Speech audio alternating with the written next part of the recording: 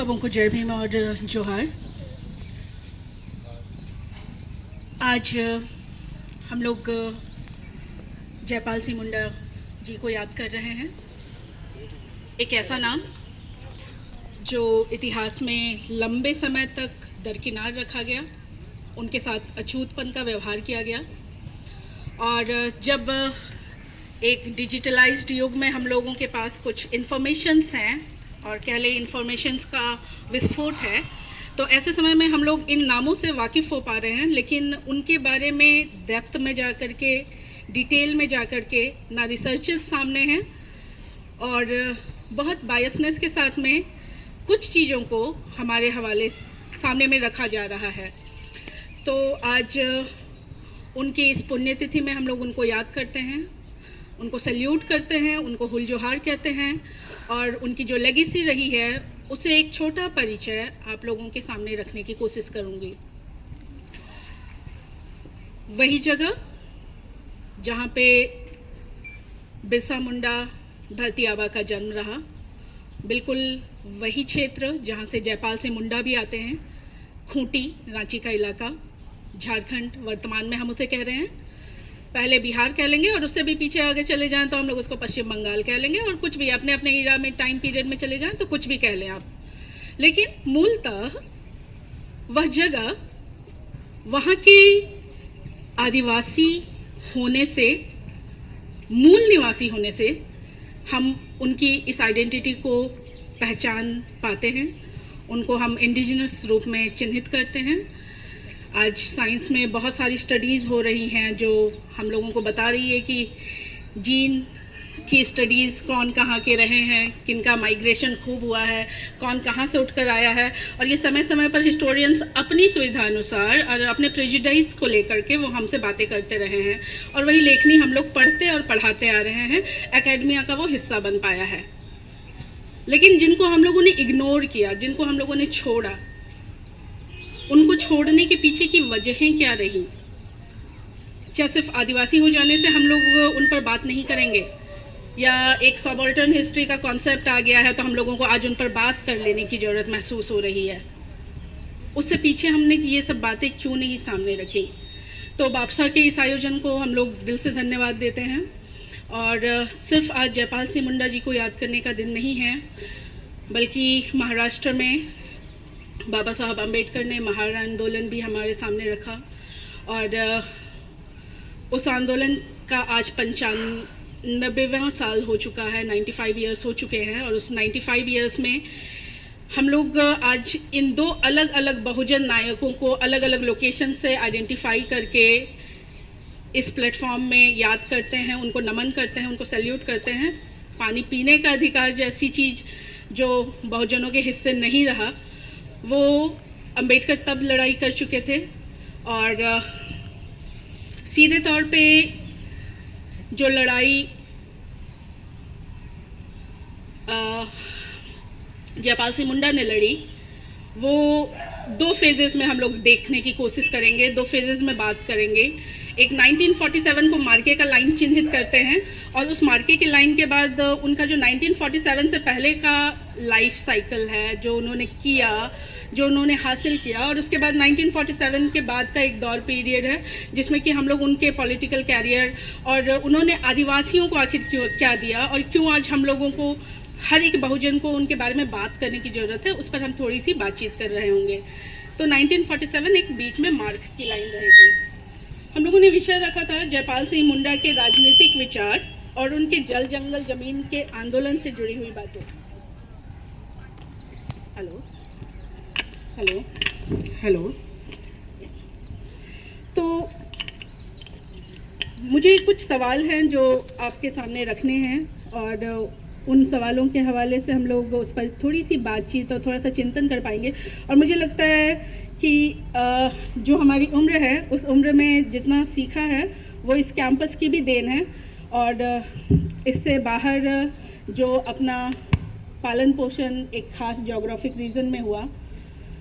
हम लोग कहने को यहाँ पे छत्तीसगढ़ से भी बैठे हैं, मैं झारखंड से हूँ, लेकिन एक बृहत झारखंड का सपना, एक आदिवासी स्टेट का सपना जो हमारे पुरखों ने देखा, जो हमारे राजनीतिज्ञों ने देखा, पॉलिटिशियंस ने देखा, उस आइडेंटिटी को आज फिर से एक रीअसर्ट करने की ज़रूरत क्यों महसूस होती है, इस पर भी बात करना थोड़ा सा ज़रूरी बन पड़ता है। तो मैं कुछ चीज़ें जिस पर बात करने के लिए आपको ले जाना चाहूँगी कि बिरसा जयपाल सिंह मुंडा आखिर कौन है, उनके विचार क्या रहे, आदिवासियों के लिए उन्होंने क्या किया, अब तक वो इतिहास से, अकादमिक बहसों से क्यों दूर रखे गए या क्यों उनका विलोपीकरण किया गया, उनको दूर हमसे विलुप्त रखा गया, छिपाया गया, इतिहास में गायब रखने की मंशा क्या रही। इन सब चीज़ों को अगर आप आंसर करने की कोशिश करेंगे तो सीधे तौर पे बोल देंगे कि एक आदिवासी होने के नाते ये खेल खेला गया, लेकिन सिर्फ आदिवासी होने का खेल या उससे बियॉन्ड जाके जितने भी हम लोगों के पास उपलब्ध लिखित ग्रंथ दिखाई पड़ रहे हैं, एंशियंट टेक्स्ट, हम लोग वेदास तक चले जाते हैं, कुछ ब्राह्मण ग्रंथों को ले लेते हैं, पुराण वाले में आ जाएंगे, उपनिषद में आ जाएंगे और उसको आधार लेके हम सारी बातें कर रहे होते हैं।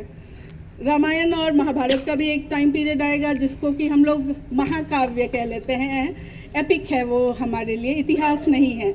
लेकिन आज ये बहुत स्पष्टता के साथ देखने को मिल रहा है कि तमाम जो सत्ता चरित्र है, जो एक खास रेस के लोगों का दबदबा है, वो लोग आज उस रामायण महाभारत की स्टोरीज में जो डिफेम किया यहाँ के लोकल्स को, यहाँ के आदिवासियों को, वानर कह दिया, निषाद के नाम से आ जाते हैं, वो कभी राम को सपोर्ट करते हुए दिख जाएंगे, कभी किसी को बेर खिलाते हुए दिख जाएंगे।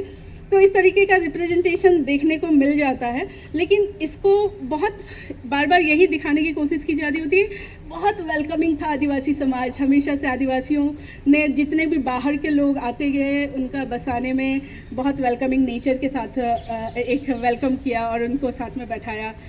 लेकिन उनके साथ जो कॉन्फ्लिक्ट्स हुए, किन चीज़ों पे आदिवासियों ने विरोध दर्ज किया, ये सब बातें उन महाकाव्यों से गायब है। क्यों उस पर बात नहीं की गई? हमारा आतिथ्य भाव, हमारा गेस्ट कल्चर को बहुत अप्रिसिएशन मिला, लेकिन उससे बियॉन्ड हमारे लिए और कुछ हासिल देखने को नहीं मिलता है उन ग्रंथों के हवाले से। तो सबसे पहले तो इस बात पर बहुत खुलकर बात की जानी चाहिए कि जो एक रेशियल अटैक्स थे उस दौर में से लेके आज तक के दौर में, वो बहुत क्रूर रहे और बहुत छल मिला और आदिवासी बहुत लंबे समय से सिर्फ और सिर्फ लड़ ही रहा है। उस लड़ने के पीछे की रीजंस क्या रहे? तो जब तक ज़मीन थी हमने शेयर किया, जब तक जंगलों में हमारा कुछ था से हमने उसको भी शेयर किया, नदियों को भी शेयर किया। लेकिन जब आपकी मंशाएं इतनी तेज हुई कि आपने हमें हटाने की कोशिश की और उस पर पूरा वर्चस्व अपने तरीके से लाने की कोशिश की, तो वहाँ पे विद्रोह हुए। आदिवासियों के बारे में जब बात की जाएगी तो उसको विद्रोह कह दिया जाएगा। वो स्वतंत्रता संग्राम की पहली लड़ाई नहीं बन सकती है, क्योंकि वो तो अंग्रेजों के खिलाफ लड़ी जानी है ना। लेकिन हम लोगों को जो लड़ाई लड़ी जा रही थी वो यहाँ के देसी अपर कास्ट लोगों के साथ में लड़ने का एक पूरा आयोजन हो चुका था। इस बात को बार बार हम लोग छिपाने की कोशिश कर रहे होते हैं कि अंग्रेज से बाद में लड़ लेंगे, पहले जो उनके एजेंट भेजे गए थे, देसी एजेंट, उन देसी एजेंटों को हम लोगों ने नहीं डील किया। तो जितने रिवोल्ट्स हुए वो बेसिकली उन कास्टिस्ट लोगों के टुवर्ड्स हुए जिन्होंने ये लूट मचाई। उन्होंने जो लगान के रूप में या बेगारी के रूप में हम लोगों को तंग किया, वहाँ पर से लड़ाई शुरू हुई। तो उस जेनरेशन से जयपाल सिंह मुंडा आते हैं। यहाँ पे मैं उन कुछ कंट्रोवर्सीज पर भी आपको ले जाना चाहूँगी और उस पर बात करने की कोशिश करूँगी। उसके हल मेरे पास है ये मैं नहीं कहूँगी, लेकिन उन संवादों पर बात होनी चाहिए, खुल कर के बात होनी चाहिए। ये ज़मीन यही सिखाती रही है कि बात करें, हम संवाद करें। तो उन कंट्रोवर्सीज पे भी लेके जाएंगे जहाँ पे कि एक आदिवासी समाज अपने आप को ऑर्थोडॉक्स होने पे बड़ा इतराता है, वो अपने कल्चरल हेरिटेज पे, अपने प्रैक्टिसेस पे बहुत गुमा करता है। तो उसमें, और जब एक आदिवासी उसी ऑर्थोडॉक्स चीज़ों को लेकर के एक मॉडर्न सोसाइटी के साथ उसका रूबरू होना होता है, मिलना होता है, तो उस मिलने के दौरान में क्या कुछ वो छोड़ने की कोशिश कर रहा होता है और क्या कुछ पकड़े रहने की कोशिश कर रहा होता है। अगर हम लोग 1947 में देखें तो आज़ाद भारत में, तो उन चीज़ों को चिन्हित करने में हमें आसानी होगी कि क्या आदिवासियों को ज़्यादा सेफ गार्ड्स तब मिले जब हमने एक कॉन्स्टिट्यूशन बना लिया, या हमें वो एक हिस्सा ज़्यादा सेफर साइड लगता है कि जब अंग्रेज थे जो हमें नहीं समझते थे, एक उनका यूरोपियन टेरिटरी था, यूरोपियन कल्चर से आते थे और सारी समझदारी उनकी वहीं थी, तो वो वहाँ पर से बातों को करने की कोशिश कर रहे हैं। तो हम लोगों को इसको एक एक्चुअली कॉम्पेरेटिवली स्टडी करके आइडेंटिफाई करने की ज़रूरत है कि आदिवासी कहाँ ज़्यादा सेफ था, कहाँ ज़्यादा सुरक्षित था। तो ये एक मेजर काम है जो हम लोग को करने की ज़रूरत है। फिर आदिवासी महासभा एक संगठन हमें दिखाई पड़ता है, और उस आदिवासी महासभा संगठन के पीछे के एक ऑर्गेनाइजेशन से मैं आपका परिचय कराना चाहूँगी। आप लोग वाकिफ़ होंगे, सुने भी होंगे कि ये 1860s और 70s का टाइम पीरियड है जब छोटा नागपुर क्रिश्चियन एसोसिएशन करके एक संगठन का निर्माण होता है, और ये संगठन 1915 में जाकर के छोटा नागपुर उन्नति समाज के नाम से चिन्हित होता है, और यही जाके 30 के दशक में 1930 के लगभग में अखिल भारतीय आदिवासी महासभा का निर्माण करता है, जहाँ से हम लोग आज बातचीत करना शुरू कर रहे होते हैं। लेकिन पीछे अगर जाके देखिए तो ये छोटा नागपुर उन्नति समाज क्या था और छोटा नागपुर क्रिश्चियन एसोसिएशन। तो सबसे पहले मैं इस बात को स्पष्ट कर दूँ कि झारखंड की जो आइडेंटिटी है वो पहले पुराने नाम में चुटिया नागपुर भी नाम इसका दिखता है, छोटा नागपुर इसका नाम दिखता है, और बहुत सारे इलाके हैं जिसको कि हम लोग छोटा नागपुर, जैसे कि कहा कि हम लोग क्यों बृहद झारखंड की एक डिमांड रखते हैं, आज भी हमारे पुरखे रखते थे, हम आज भी रखते हैं। तो उसके पीछे का रीज़न है कि जो हमारा एक कल्चरल प्रैक्टिसेस है, चाहे नीलम छत्तीसगढ़ से है, हमारे बीच में सरोजनी है वो उड़ीसा से हैं, लेकिन सब लोग, हम लोगों की भाषा, बोली, खान पान, रहन सहन, देखना वेखना सब कुछ एक जैसा हो जाता है। हम लोग एक दूसरे से शेयर कर रहे होते हैं, लेकिन 2000 में एक घटना घट जाती है कि ये जो इतना पुराना डिमांड था झारखंड का, उसको हम लोगों को एक छोटा सा टुकड़ा बिहार की क्षेत्रीय राजनीति को कमतर करने के लिए, लोअर कास्ट पॉलिटिक्स को कमतर करने के लिए हम लोगों को झारखंड राज्य पकड़ा दिया जाता है, जहाँ पे हमारी डेमोग्राफी जो कभी आज़ादी से पूर्व क्या हो रही होती है, 70, 80, 90 का परसेंटेज जा रहा होता है, वो सडनली आ जाता है 30 से आज हम 27% पे है। तो ये डेमोग्राफी ये नहीं है कि आदिवासी पैदा नहीं हो रहे हैं, बढ़ नहीं रहे हैं, हम सृजन करना नहीं जानते हैं, लेकिन हो उल्टा रहा है कि बाहर की आबादी बहुत ज़्यादा इसको इंडस्ट्रियल जोन में कन्वर्ट करके, इसको खदान में बदल करके, इसको डैम्स में परिणत करके, उसको अभयारण्य में परिणत करके आपको ला करके सामने रख दिया जा रहा है। तो आज हम अपना कोई भी पॉलिसी, कोई भी एक पपेट सॉर्ट ऑफ व्यक्ति को बैठा दिया जाए, उसमें सरनेम आदिवासी का हो चलेगा, लेकिन जो डोर है ना वो पूरी तरीके से बंधी हुई है उन पॉलिटिकल पार्टीज की जो खास एक आर्यन रेसेस के लोगों के द्वारा संचालित हो रहा होता है। ये मेरा ऑब्जर्वेशन है, पर्सनल ऑब्जर्वेशन है, और बहुत सारे लोगों की राइटिंग्स में ये देखने और समझने को हम लोगों को मिल पाता है कि कांग्रेस किसके साथ में चलती रही है, वो किस संगठन से निकल के बनी है, उसके पीछे फिर बीजेपी हमारे सामने जो दिखाई पड़ रही होती है। तो खुल करके अगर हम लोग बात करते हैं तो हम लोगों को ये समझ में आ रहा होता है कि एक सिंबलिज्म हमारे सामने में झारखंड स्टेट बनने के बाद में रख दिया गया। हम लोग क्यों याद करें जयपाल सिंह मुंडा को? 1947 से पहले का फेज चलते हैं। मुंडा वहाँ के बिल्कुल नेटिव लोग हैं, उनको बोला जाता है उनका माइग्रेशन नहीं हुआ और बहुत लंबे समय से उनका एस्टैब्लिशमेंट वही है। मैं उरांव हूँ और हम उरांव का भी जो ज़मीन दिया गया था वो मुंडा पहले से सेटल्ड था और उन लोगों ने हम लोगों को रहने की जगह दी थी, ये हम लोग अपने तरीके से जानते हैं। तो मुंडाओं का इतिहास ये रहा है, जो बहुत सारे मेगालिथ्स भी वहाँ मिलते हैं, और जो फादर जे हॉफमैन की स्टडीज़ है, या अनुज लुगुन की अभी बिल्कुल नई कविता संग्रह का नाम जो पत्थलगढ़ी के नाम से आता है हमारे सामने, वो सभी बता रहे होते हैं कि वो वहाँ के मूल लोग हैं और वहीं पे उनकी बसावट रही है। तो जयपाल सिंह मुंडा उस मुंडा कम्युनिटी को रिप्रेजेंट करते थे। 1903 में जन्म है इनका, 3 जनवरी को पैदा हुए। पढ़ने की एक अपॉर्चुनिटी ईसाई मिशनरियों के वाया वहाँ पे मिलती है। 1845 के लगभग का टाइम पीरियड है जब पहली बार मिशनरीज झारखंड में पहुँचते हैं, और आदिवासियों की पहली जनरेशन के लिए वो 1845 में पहुँच करके 50 तक में कई स्कूल इस्टेब्लिश कर चुके होते हैं। तो एक रोल उनका वहाँ पे देखने को मिलता है, और पहली बार ये जनरेशन भी है जो स्कूल्स तक पहुंचते हैं। संत पॉल स्कूल में इनका दाखिला होता है, वहाँ पढ़ाई कर रहे होते हैं। वहाँ के प्रिंसिपल के रिटायरमेंट पे इनको ले करके इनको जाने का मन होता है। इंटेंशन है पादरी बनाना है, ऐसा बोला जाता है, ऐसा लिखा जाता है। लेकिन वो एक इंटेंशन ये भी हो सकता है एक सहज मानव स्वभाव में कि वो एक व्यक्ति विशेष भी हो सकते हैं, जिसको कि ये मन हो कि इस पर्टिकुलर मार्जिनलाइज सोसाइटी का एक बच्चा को अगर मैं पढ़ा लिखा देता हूँ, उसमें एक लीडरशिप जनरेट कर देता हूँ, तो वो इस जगह के लिए काम कर सकेगा। इस मंशा पे कोई राइटर लेखनी नहीं कर रहा होता है। तो हम लोग ईसाइयों को बड़ा डाउटफुल देखते हैं हमेशा से।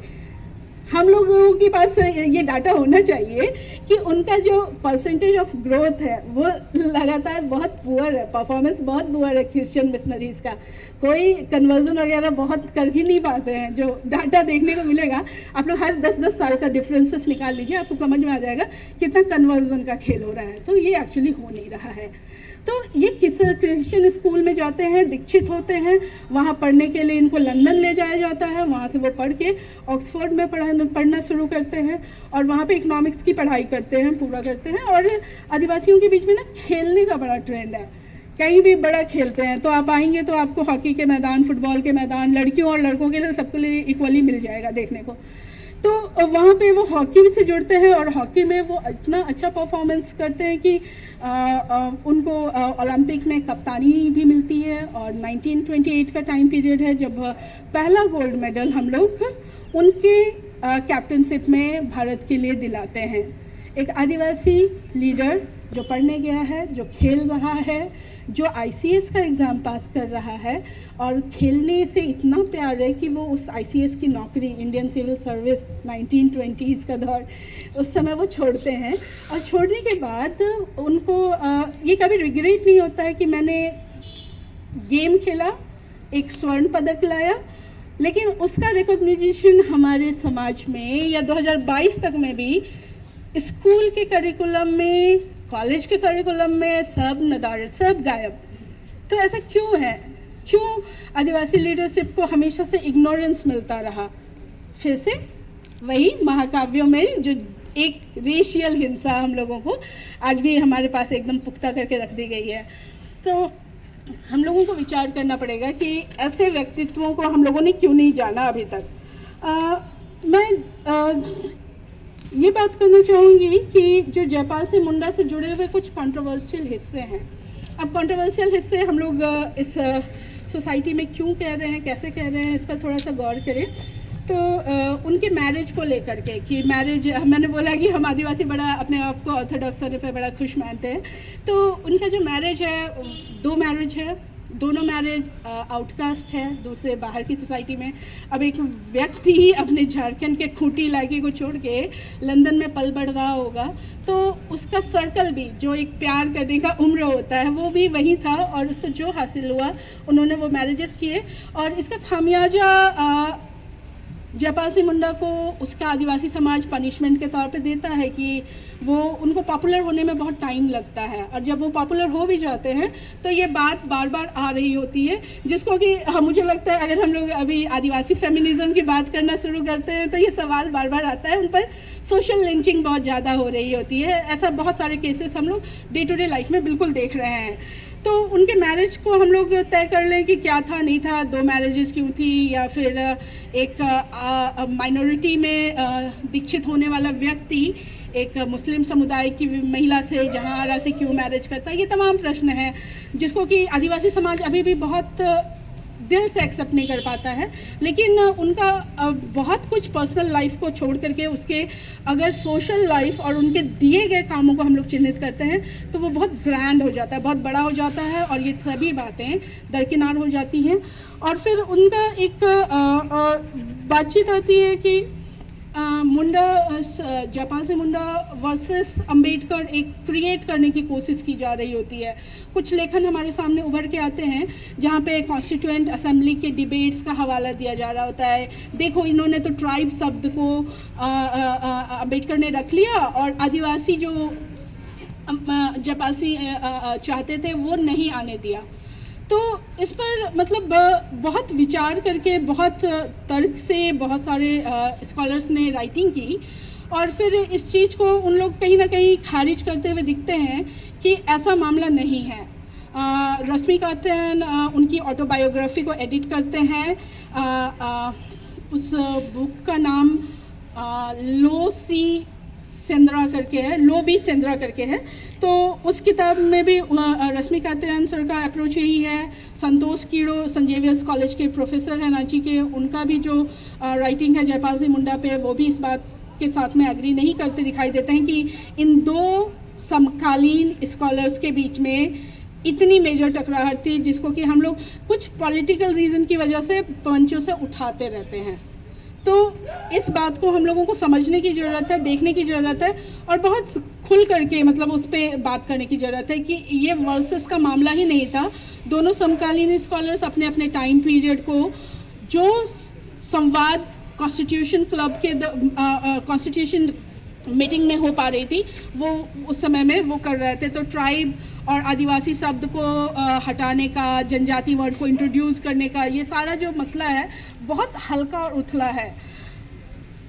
उनको कहा जाता है आदिवासी महासभा जब 1930 में वो जुड़ रहे होते हैं और वहाँ के इश्यूज़ को वो खुल करके एड्रेस कर रहे होते हैं तो उनके और भी समकालीन हैं जिसमें ठक्कर पापा आपको दिखेंगे जो वहाँ पे काम कर रहे होते हैं आदिवासियों के बीच में।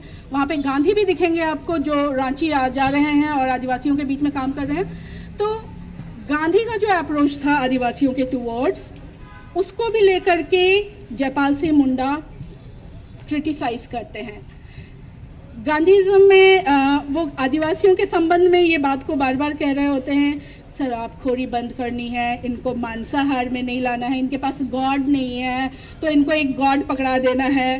तो बहुत हद तक जो गांधी का अप्रोच था वैष्णविस्ट थे, वो वैष्णविज्म में आस्था थी तो वो पूरे गॉड को भी वैसे ही देख रहे थे और आदिवासी समाज को भी इसी लाइन पे ले जाके उनका एक उद्धारकर्ता बनने की कोशिश दिखाई पड़ती है।